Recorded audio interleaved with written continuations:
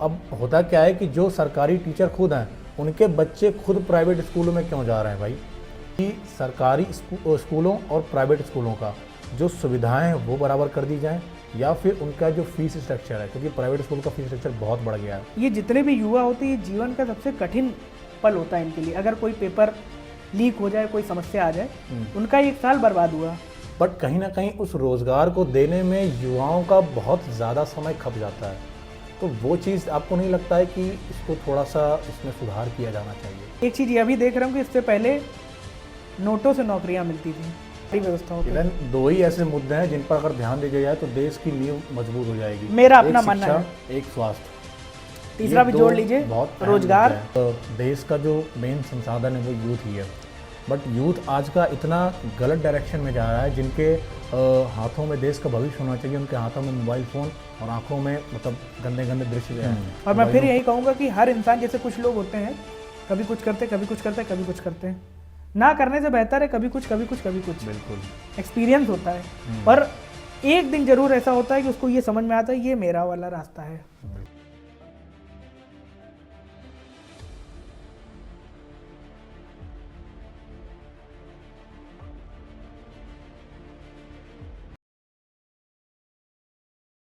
आप अभी भारतीय जनता पार्टी के सहयोग करता हैं, तो आपको नहीं लग रहा है कि जैसे जो भाजपा सरकार है नो डाउट बहुत अच्छा कर रही है, और तभी पिछले से 11 सालों से लगी हुई है और लगातार 3 बार हमारे केंद्र सरकार में आई है। बट कुछ ऐसे मुद्दे हैं जिन पर शायद सरकार को गौर करना चाहिए। जैसे मैं ये मानता हूँ कि शिक्षा बहुत ज़रूरी चीज़ है। शिक्षा को रिलेट करके रोज़गार से अगर देखा जाए तो ऐसा नहीं है रोज़गार सरकार दे नहीं रही है, बट कहीं ना कहीं उस रोज़गार को देने में युवाओं का बहुत ज़्यादा समय खप जाता है। तो वो चीज़ आपको नहीं लगता है कि इसको थोड़ा सा इसमें सुधार किया जाना चाहिए? मैं इस बात से सहमत हूँ, क्योंकि पता चलता है जैसे मान लीजिए सपोज अभी फॉर्म आया, तो फॉर्म आया तो 1 महीने बाद तो फॉर्म चलेगा पूरा, फिर उसके बाद फॉर्म भरा, फिर उसके बाद रिटर्न का डेट आया तो 3-4 महीने उधर चला गया, फिर फिजिकल हुआ 2-4 महीने और चला गया। बाई चांस कहीं कुछ लापरवाही हो गई, कैंसिल हो गया तो 1 साल और पोस्टपोन। तो इससे क्या है, सरकार का तो शायद कुछ खास नुकसान नहीं होता, बट युवाओं का क्या है, उनका जो है समय अवधि घटती चली जा रही है। तो उससे कैसे उभरेगा युवा और कैसे सरकार को सुधार करना चाहिए इन चीज़ों में? ये जो आपने बात कही बहुत बड़ी बात कही है। ये जो आपने बात अभी बोली है, मुझे ऐसा लगता है, क्योंकि मैंने भी ऐसा नहीं गवर्नमेंट एग्जाम की कोई तैयारी नहीं की, उस चीज़ को महसूस किया है। तो ये जितने भी युवा होते हैं, ये जीवन का सबसे कठिन पल होता है इनके लिए। अगर कोई पेपर लीक हो जाए, कोई समस्या आ जाए, उनका एक साल बर्बाद हुआ, जो रिदम है वो बर्बाद हुआ, पूरा समय चला जाता है, पूरा समय बर्बाद, रिदम बर्बाद। आपने भी फेस किया, हमने भी फेस किया ये चीज़ें कहीं ना कहीं। अगर वो ओवरेज हो गया, कहता ना कि एकदम मन हट जाता है कि अरे यार हटाओ यार, साल भर पूरा पढ़ाई किया फिर चला गया सब कुछ। तो बहुत बुरी बात है। कोई भी युवा हो, मुझे ऐसा लगता है उसके लिए जीवन में सबसे टफेस्ट जो मोमेंट होते हैं उसमें होते हैं। लेकिन आप देख रहे होंगे, चूंकि सरकार जो कर रही है, आप देख रहे होंगे जैसे आज के एग्जाम ऑनलाइन की तरफ बढ़ रहे हैं। पूर्व में सरकारें तो घोटाले हो रहे हैं, पूर्व की सरकारों में नहीं, ऑनलाइन में नहीं, ऑनलाइन में घोटाले कम हो रहे हैं। जहाँ पे ऑफलाइन होते हैं, जहाँ पे हार्ड कॉपी पेपर के मिलती है, वहाँ ज़्यादा घोटाले होते हैं। क्योंकि आप देखते होंगे एनडीए, एयरफोर्स, ये सब के पेपर नहीं लीक होते हैं। एनडीए के तो मान लीजिए चलिए हार्ड आपका सेंटर पे जाके होता है, लेकिन आपको देख रहा हूँ नीट वगैरह के पेपर कितने लीक हुआ, पूरा सिस्टम हैक हो गया। नहीं, ठीक बात है, ये बोलना है। ये होता क्या है, कड़ी कार्रवाई करनी, कड़ी कार्रवाई, ऐसी कड़ी कार्रवाई होनी चाहिए कि एक संदेश पूरे समाज के बीच में जाए कि अगर आप बच्चे का भविष्य बर्बाद करोगे तो आपका भविष्य भी सुरक्षित नहीं रहेगा। उनको जेल में भेजना चाहिए, और जो कड़ी कार्रवाई सुनिश्चित हो वो सरकार को करनी चाहिए, और सरकार इस तरफ तत्पर है। आप एक चीज ये भी देख रहे हो कि इससे पहले नोटों से नौकरियां मिलती थी, घूस। हाँ, इस चीज में सुधार हुआ है। इस चीज में तो हम भी कहना चाहेंगे, पुलिस की पिछली सरकारों की अपेक्षा जो मतलब घूस देकर का भर्ती देना, या ये सारी चीजों में सुधार हुआ है। इसमें तो नो डाउट बहुत अच्छा किया गवर्नमेंट ने। ये गवर्नमेंट ने साफ नियत की बात मैंने कही ना, नियत आपकी साफ होनी चाहिए। सरकार की नियत एकदम साफ सुस्पष्ट है, और जो भी सिस्टम में बड़े बड़े फॉल्ट है, आप देख रहे होंगे ऐसी कार्रवाइयां उनके खिलाफ हो रही हैं कि किसी और की हिम्मत ना पड़े। लेकिन हाँ, मुझे इस बात की दुख तकलीफ एक युवा होने के नाते भी होती है कि किसी का भी भविष्य अगर बर्बाद होता है तो कतई जायज़ नहीं है। सरकार से आपके चैनल के माध्यम से आग्रह है, और मुझे पता है क्योंकि हम लोग बैठते हैं लोगों के बीच, मिनिस्टर हो चाहे एमएलए हो, उनके बीच जो चर्चा होती है वो इस चीज़ को खुद ध्यान रख रहे हैं और वो लगातार जो पटल है वहाँ पर उठा रहे हैं। माननीय मुख्यमंत्री जी भी खुद जिम्मेदारी लेकर उन चीज़ों को ठीक करने का प्रयास कर रहे हैं। जी, एक सवाल हमारे मन में और है कि जैसे अभी आपने देखा होगा कि सरकारी स्कूल हो या प्राइवेट स्कूल हो, तो सरकारी स्कूल में व्यवस्थाएं उतनी तो है नहीं, मतलब टीचर्स भी आते हैं, तो मैं भी अक्सर देखता हूँ, या आपने भी देखा होगा गांव के प्राइमरी स्कूल में आप चले जाइए, वहाँ टीचर जाते हैं वो मतलब बिना मन के ना पढ़ाना ना कुछ, बच्चे भी आते हैं मस्ती करके चले जाते हैं। तो अब होता क्या है कि जो सरकारी टीचर खुद हैं उनके बच्चे खुद प्राइवेट स्कूलों में क्यों जा रहे हैं भाई? तो जो सरकारी स्कूल के जो टीचर्स हैं उनके बच्चे भी ऐसा मतलब ज़रूरी नहीं कर देना चाहिए कि उनके बच्चे भी सरकारी स्कूल में जाएं। एकदम ठीक बात कह रहे हैं, और मुझे ऐसा लगता है कि अगर ये तो इम्प्लीमेंट हो जाए, जैसे बड़े बड़े नेताओं के बीच में बैठते हैं या जिन भी लोगों के बीच बैठते हैं, तो मेरा आपसे ये विनम्र निवेदन है, मैं इसे कहूँगा कि सरकारी स्कूलों और प्राइवेट स्कूलों का जो सुविधाएं हैं वो बराबर कर दी जाएं, या फिर उनका जो फीस स्ट्रक्चर है, क्योंकि प्राइवेट स्कूल का फीस स्ट्रक्चर बहुत बढ़ गया है। हमारे यहाँ मैं नाम नहीं लूँगा, जेके मंदिर के पास में ही एक स्कूल है, तो वहाँ का मुझे ऐसा लगता है मतलब काफ़ी ज़्यादा फीस है। तो ऐसा कर देना चाहिए कि एक जो नियत कर दे यहाँ की फ़ीस कि यहाँ इतने से ऊपर आप नहीं ले सकते हैं, इसके ऊपर अगर आपने फ़ीस लिया तो उस पर कुछ कार्रवाई कीजिए। तो ऐसा सरकार कुछ कड़े नियम लेकर आए, ये मैं आपसे आग्रह करता हूँ, विनम्र निवेदन करता हूँ। बात पहुँचाने की जिम्मेदारी मेरी। जी बिल्कुल, मैं ज़रूर, जो आपने पॉइंट किया मुझे अच्छा लगा, इस ओर भी आपका विचार गया और ये आपके भाव अच्छे हैं, ये तो मुझे स्पष्ट हो गया। जहाँ तक मेरी जिम्मेदारी है, मैं उस चीज़ को पहुँचा सकता हूँ, इतना सक्षम नहीं हूँ कि सिस्टम को बदल पाऊँ। जी बिल्कुल, पहुँचाने का काम पूरी जिम्मेदारी से करूँगा। बहुत बहुत शुक्रिया सर। और एक आखिरी क्वेश्चन कि जैसे अभी आप इस फील्ड में हैं ही फिलहाल, तो कहीं ना कहीं आप अभी युवा हैं, तो धीरे धीरे जैसे आपकी उम्र बढ़ती जाएगी कहीं ना कहीं आप और उच्च पद पर जाएंगे, ऊपर वाले की कृपा रहे आप सर्वोच्च पद पर जाकर भी बैठें, तो उस टाइम अगर आप या प्रधानमंत्री या किसी अन्य पोस्ट पर बैठते हैं, पद पर बैठते हैं, तो आपका ऐसा मतलब ऐसी कौन सी चीज़ ऐसी देश में लाना चाहेंगे कि अपना मतलब कुछ क्या परिवर्तन करना चाहेंगे देश में, कुछ नया जो आपको लगता है कि करना चाहिए फिलहाल? ये बहुत वास्ट प्रश्न है आपका। प्रधानमंत्री बन के तो नहीं, आप प्रधानमंत्री के पद पर बैठते हैं, तो आप ऐसा कौन सा काम है जो आप करना चाहेंगे? पहले मुझे आप अभी पावर, अभी आपने बोला कि आप अभी इतना सक्षम नहीं है, बट तब तो आप सक्षम होंगे, आपके हाथ में पावर होगी। सबसे पहला वैसे वो काल्पनिक प्रश्न बोल सकते हैं, लेकिन काल्पनिक है, लेकिन जो मेरे विचार है, चूंकि मैंने बताया मैं ऐसे विचार मेरे दिमाग में आते हैं, विचार ही जानना चाह रहा हूँ। विचार सबसे बड़ा ये होता है कि जो शिक्षा है उसका जो परसेंटेज है, जीडीपी का जो परसेंट है, मैं उसको बढ़ाने पे फोकस करूंगा कि जो जीडीपी जो हमारी जो भी आर्थिक जो स्थिति हाँ, है यहाँ की देश कि मतलब जो बजट है हमारा वो शिक्षा पर भी खर्चा हो, ज़्यादा हो, वो मेरा ध्यान रहेगा। रोड इंफ्रास्ट्रक्चर में सरकार बहुत मजबूती से काम कर रही है, बस उसको बढ़ाने की ज़रूरत है और मेंटेन कर ले जाए। रोड इंफ्रास्ट्रक्चर आज के समय पे जो नेशनल हाईवेज हैं जितनी तेज़ी से बन रहे हैं कभी बने नहीं इससे पहले, उसको और बढ़ाने का काम होगा।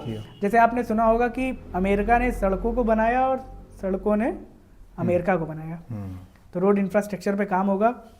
कैसे जो गरीब हैं उनको कौशल उनके अंदर कैसे दिया, कैसे जो जिज्ञासा है उसको कैसे जगाया जाए। जी बिल्कुल, क्यों जिज्ञासा उनके अंदर जो है वो जिज्ञासा कैसे जागे, तो निचले लेवल पे ऐसे एक सिस्टम बनाना कि जो भी ऐसे लोग हैं उनके मन में एक बार जिज्ञासा जाग जाए। मैंने आपको बताया ना कि जैसे जब शिक्षा पे आप ध्यान दोगे तो जो उनकी पहली पीढ़ी होगी जो शिक्षित हो रही होगी उसको देख के नीचे वाली पीढ़ी अपने आप हो जाएगी।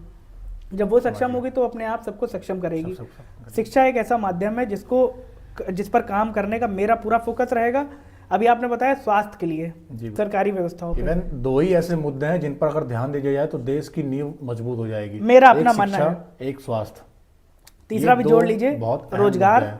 जी बिल्कुल, रोजगार भी बहुत बड़ा मुद्दा है। सही रोजगार है, नहीं रोजगार के मौके मतलब जैसे मान लीजिए जो देखिए रोजगार में मैं केवल सरकारी रोजगार को ही रोजगार नहीं कहता हूँ।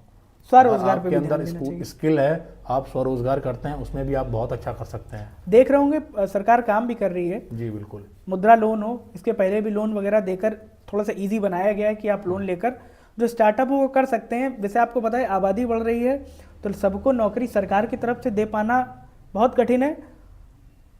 जो लोग प्रश्न उठाते हैं अगर उनको भी कभी बैठा दिया जाएगा तो वो भी अपने घर वालों को सोचेंगे, बिल्कुल। पहले इनको एडजस्ट करें। नहीं, रोजगार की बात तो मैंने पहले भी बोला कि सरकार रोजगार दे रही है, नो डाउट, बट युवाओं को भी कुछ ये चीज करनी चाहिए कि वो अपने स्किल पर ज्यादा से ज्यादा वर्क करें, क्योंकि लेकिन वो सरकार चीज बहुत मैटर करेगी आगे अगर चल ये के। बोल दिया जाए कि युवा ही खाली जिम्मेदार है तो भी नहीं, उनके साथ गलत बिल्कुल है। नहीं। सरकार को भी ऐसा इंफ्रा डेवलप करना पड़ेगा, सरकार को भी एफडीआई पर विशेष ध्यान देना पड़ेगा। बड़ी बड़ी कंपनीज जो हैं जी, उनको, अब मैं उत्तर प्रदेश की बात करता हूँ, वो उनको लाने की जिम्मेदारी माननीय मुख्यमंत्री जी की है।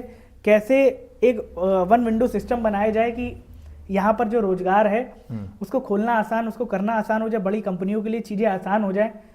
जब ये सब चीज़ें एक एनवायरनमेंट बनेगा, जब ये एनवायरनमेंट बन जाएगा तब आप देखेंगे अपने आप कौशल भी लोग डेवलप करेंगे और अपने आप लोग उसकी तरफ बढ़ेंगे।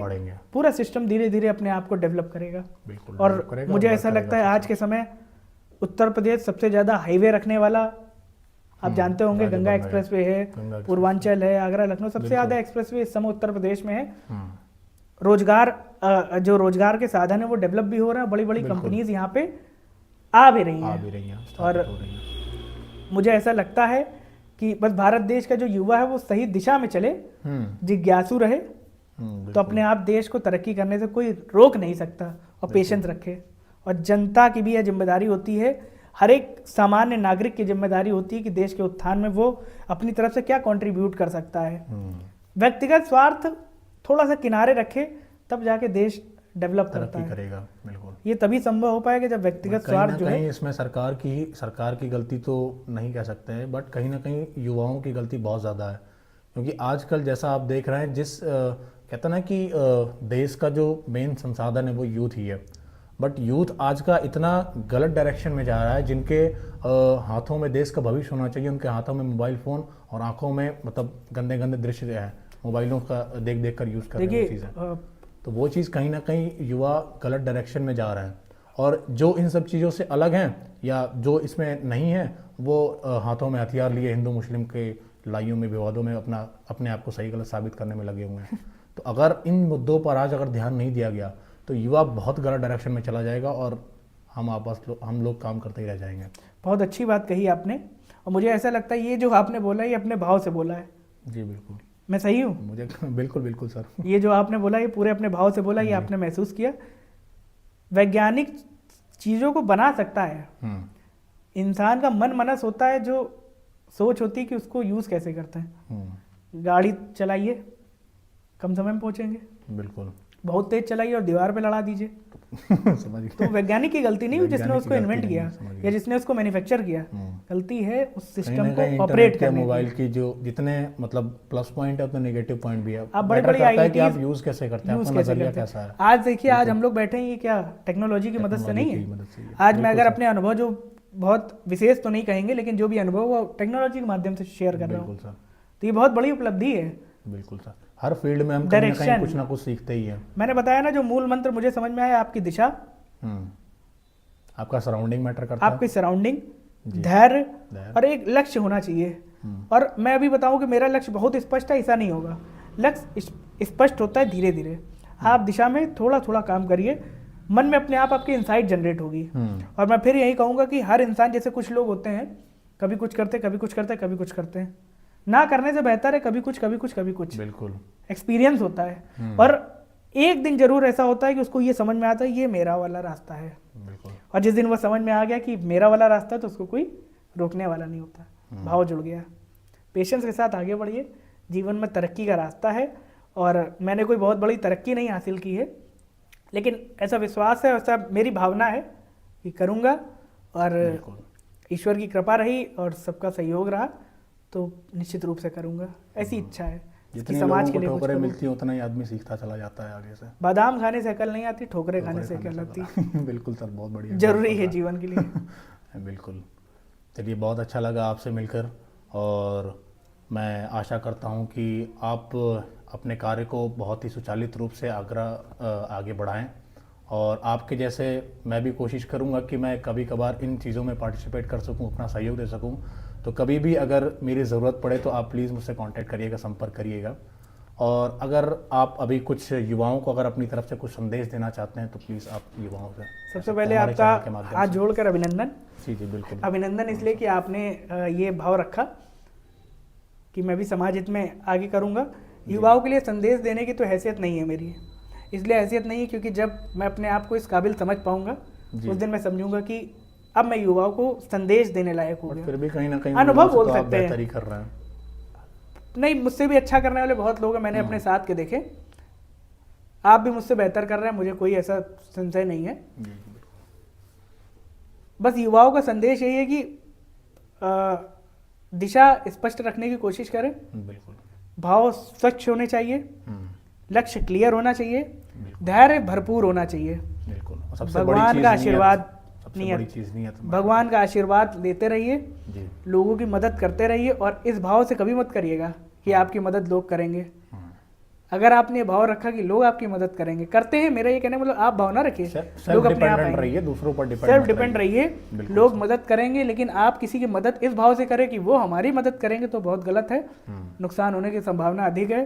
तो मेरा हाथ जोड़कर आप सभी से आग्रह है कि जितने लोग इस पॉडकास्ट को सुन रहे हैं